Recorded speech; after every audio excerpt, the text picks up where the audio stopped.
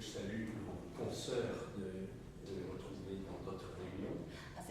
Cassation et retrouver monsieur le vice-ministre. Voilà, nous sommes donc ვცდილობთ ამ მოკლე დროში ჩვენი სამსაუკუნოვანი გამოცდილება გაუზიაროთ ქართველ კოლეგებს. როგორც გუშინდელ შეხვედრაზე თია წულუკიანმა აღნიშნა, იუსტიციის სამინისტროსთვის ეს სფერო პრიორიტეტულია. ამიტომაც იგი მოგვაწვდის რიგ კანონ პროექტებს, რათა მასში ჩვენი შენიშვნების გათვალისწინება მოხდეს.